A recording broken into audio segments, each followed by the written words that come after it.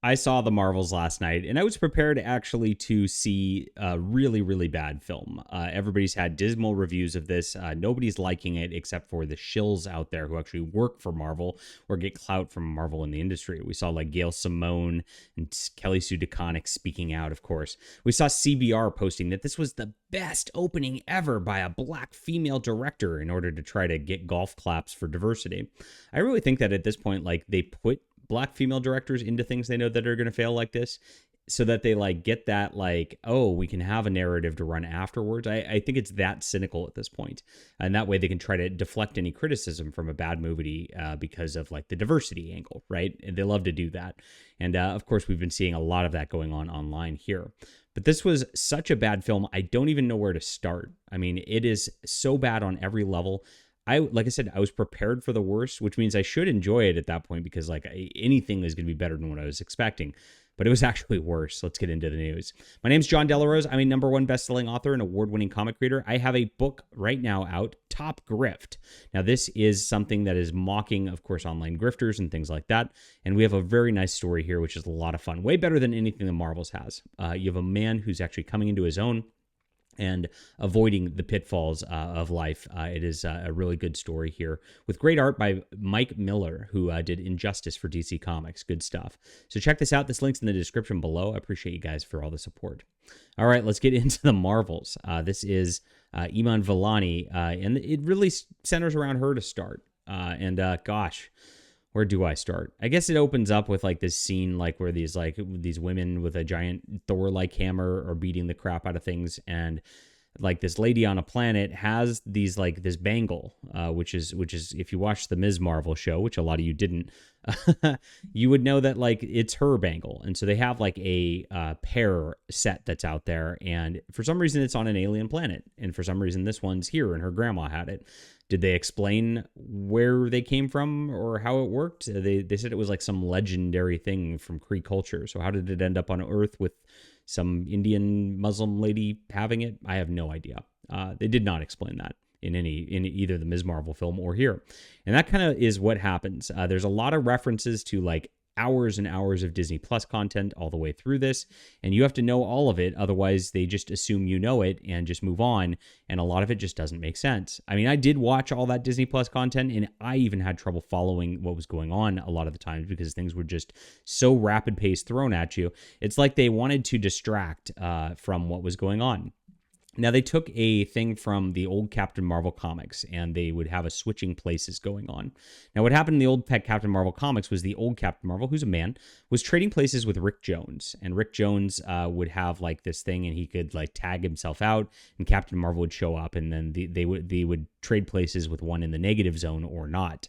And that way, he could like, of course, be a superhero when he needed to be, and he could kind of have that secret front when he needed it also. It was kind of a fun concept at the time, that trading places. Now this one, they're just in different spots. So it's like anytime they use their powers, I guess sometimes, not all the time, because, you know, there's points where they use their powers and they don't actually switch. It was just nonsensical, and the writers did not take care in order to like even make it hit. But she'd switch places with Carol Danvers, and then Carol Danvers would switch places with Monica Rambeau. There seemed to be no rhyme nor reason for it except for when they wanted it to happen or when they didn't want it to happen. It was kind of absurd as far as that goes in the movie. And it just like it distracted because they'd be shifting back to different scenes depending on who's in it. And then it's 20 minutes of the opening of the movie being like, what the heck is going on here? And that's exactly what happened. Did they explain it? They tried to kind of. They're like, oh, our powers got crossed in space-time, but then they got uncrossed. How? It really didn't make sense again. And this is going to be the whole movie. It just doesn't make sense. Brie Larson is on a space station with a cat. Iman Vellani with Ms. Marvel, I'd say actually is the only redeeming part of the movie, believe it or not. Like, you could tell she's passionate, and she plays the character well of this like super fangirl who like is obsessed with Captain Marvel, and of course wants to be a superhero herself. And her excitement, her enthusiasm, her like genuine enthusiasm comes through.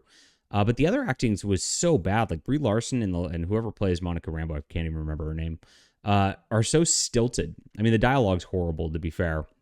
but they just come across as inauthentic. You are reminded that they're actors in the roles because they stand there and they look like strong. They do these strong female lead poses with these like superimposed light graphics on them a lot of the time. Sometimes it actually looks like they're in front of a green screen. You can actually see it in there, and it looks terrible. And that's exactly what we get throughout the entire movie. Oh my gosh, look at this here. Brie Larson tries to play it off as quirky and all that. They tried to make it funny and silly and quirky a lot of the time, but they also wanted it to be serious too because they're like, we have to present the strong female leads as super strong all the time. Captain Marvel has to be like invincible. Now that's the other thing that gets weird about this. At the end of the movie, spoilers, she like blows up a sun and reignites it because it's like a dead sun. Now she has the power to do that. But she's sitting around fist fighting. Why would she sit around fist fighting with people if she can do that? Like, just like level whatever you're doing and just move on. I mean, that doesn't make any sense that the lady, like when they have this, like, you know, the battle at the end with the other strong female lead bad guy with the hammer or whatever, that if Captain Marvel can do that, like, I mean, like, there's just no reason to have that little fist fight. It just doesn't make any sense. And that's the whole deal. Again, it just doesn't make sense. Now, there is a cat throughout the entire movie, and it's like a space cat that like eats people, and it's creepy and weird. Of course, they have to do that. And this is the bad guy. So I guess she's mad at Captain Marvel because Captain Marvel like killed the Supreme Intelligence of the Kree. And this is a Kree thing. Like, if you're sounding confused, it's because there's 15,000 plot lines going in this, and they're all jumbled together. Ms. Marvel's family's running around throughout the film. That's what the film felt like. My review as a confusion felt like the film. It's that bad. And the writing was just so bad all over it. And I haven't even gotten to the musical scene, dance scene for 10 minutes yet. Oh my gosh. But yes, it's real. And here it is. Like, I mean, I guess she wants to save Kree or something. So it starts out, she's like literally sucking the air from another planet because it's polluted on the Kree planet. So I'm sitting here and like, this is the plot of Spaceballs. Like, they're literally doing Spaceballs where they're sucking out the air and bringing it dead. They literally did that. And I'm like, that's a joke movie, though. This is supposed to be a serious MCU movie. This is ridiculous.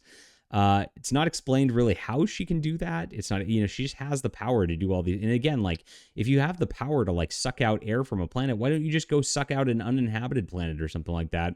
Or just fix it. I mean, it's like, it again doesn't make any sense, but they just aren't trying to fix things for real. And it just like, it's a lot of plot of convenience where these people just do things in order to just interact with the other characters, it seems like, in order to force the film to happen. And that's what it felt like, forced on the plot end, forced on the acting end. And as you see, here's some of the bad graphics where it's clear they're just standing in front of a green screen. You see this on the big screen. She's just standing here, and like you could tell that there's nothing. She's not actually out in space. The effects look really bad in a lot of spaces. It's like they did this for Disney Plus, but it ended up on a screen anyway. Because, you know, you forgive it when it's a TV show with effects like that, but you can't do that in a big budget, huge movie like this. It's absolutely crazy. Another thing that like was weird. So like they're fighting this Kree lady, and they have the bangles. The bangles is a thing. I thought Ms. Marvel's powers in the MCU came from the bangles because she didn't have powers before she got the bangles. Then she had the bangles, and the bangles let her do these weird energy things in the show. It's not the same as the comic. Now, in this, like, again, at the end of the fight, the bad lady stole both the bangles to do her little thing where she was going to blow up everything. Ms. Marvel like did a thing with her energy thing anyway. After she didn't have the bangles anymore, they were like lost out in space for a second. She brings them back in herself. So I'm like, wait a minute. Like, I thought the bangles gave her powers. Like, I mean, then they didn't explain it. Like, they never explained that her powers come from anywhere else or that it's anything like that. You really just think she has the bangle powers. Again, it's just like such lazy writing. They like didn't even try. Maybe they knew it was going to fail. So that fight, by the way, like the epic fight or whatever, there was no drama in it whatsoever. You knew Brie Larson was just more powerful than everybody and just going to win anyway. It was just flat and boring. And it's like, oh, it's not over yet. Okay, I guess we're going to keep doing this.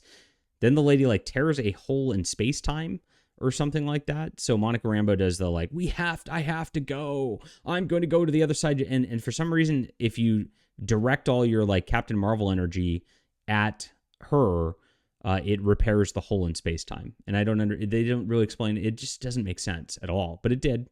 And so she did, and she ended up on the other side of the universe or whatever, on space-time, lost, and that ends the end credit scene or whatever.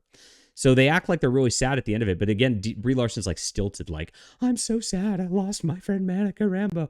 And Ms. Marvel's like, oh, it's terrible. We lost her. And it's like, you guys barely spent any time interacting throughout the entire movie. Like, you did not build a bond. Nothing happened on that level for you to actually care about this person beyond we're told you're supposed to care about this person. And that's what a lot of what happens too. We're told you're supposed to care about this. We're told you're supposed to care about that. But the audience has no reason to, for real. And neither do the characters in the movie. So it all comes across as fake. Now, oddly enough, again, like Ms. Marvel, her family gets transported to the spaceship station with Nick Fury. Like, why? And he just throws away. Oh, they insisted.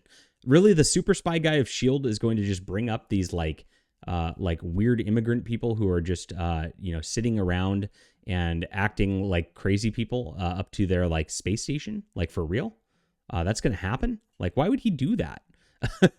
It just didn't make sense. And at the end of the movie, like, they're moving in with Captain Marvel to Louisiana. So they're from Jersey. They live in Jersey. All their businesses and stuff are Jersey. But it looks like they're moving in Louisiana into the Rambeau's residence that Captain Marvel has. Like, why?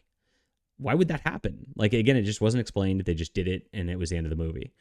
And Nick Fury was the worst part of probably all of this, because Samuel L. Jackson, we've seen him throughout the movies. You know, I didn't like Secret Invasion, but I can't say his acting was bad in Secret Invasion. In the Avengers movies, he was fantastic. Now, in this one, he's just totally emasculated throughout the entire movie. He just acts like a doofus while he's like, come on, girls, you do your girl thing, girl power, yeah. And that's it. Like, it's so cringy. His lines are so bad. They've torched the character of Nick Fury through this in order to try to make the girls look cooler, I guess, and just failed on every single level. We have the black girl magic power line, of course, when she has to activate her magic and figure things out. She didn't have powers before that, but because he shouts black girl magic at her, suddenly she can do it. Oh, God, it's so painful. Everything about this was just painful to watch. Now, there was, again, a dance number scene where, like, they go to this planet where, like, their language is song, and we just hear them all singing for Brie Larson about how she's the pretty, pretty princess throughout the entire thing. And it's like, we have 10 minutes of that, like, in the middle of the film for no reason also. Oh, it's just a jumbled mess. It's like they took every possible idea they had. There's the space station. We got to have that. We got to have like Iron Man's heart and things like we got to like connect it to the Marvel universe. We got to throw this in it. The Kree stuff. Yeah. Singing, dancing stuff. Cool. Like Marvel's team up. And they just tossed it all against the wall and just like tried to make it stick for 2 hours. Now that's the good thing. It was only like 2 hours long, maybe a little less than that. So it was short compared to the other Marvel movies. So I didn't have to sit through it for that long. That was the only blessing of the movie there. Like I said, Ms. Marvel's character, like the actress did a great job. Like I liked her and nothing else worked in the entire movie. It was absolutely terrible on every single level. Effects, acting, script, all of it was just a disaster. And then they tried to set up and then they did the Marvel thing. So it's like before the end credits, they actually did a thing that looked like an end credits scene. Like maybe that was supposed to be it, where Ms. Marvel was sitting in the dark and she then gets Kate Bishop and she's like, we're going to form a new team. Kate Bishop is from Hawkeye show. So if you didn't watch that show on Disney Plus, you wouldn't have known that reference either. You literally have to watch Secret Invasion, Captain Marvel, Endgame, Hawkeye, Ms. Marvel in order to like understand anything that's going on here. You're completely lost. It's really crazy. And it did. That's what they did. It felt like there was no real movie, and then they did that thing to set up the next phase so that you are, quote, excited for next product. And then they did it again. After the end of the credits, like Monica Rambeau's stuck in like some alternate universe, and Beast is there with Binary, and they're like the X-Men in another universe. So it looks like they're setting up a new X-Men franchise.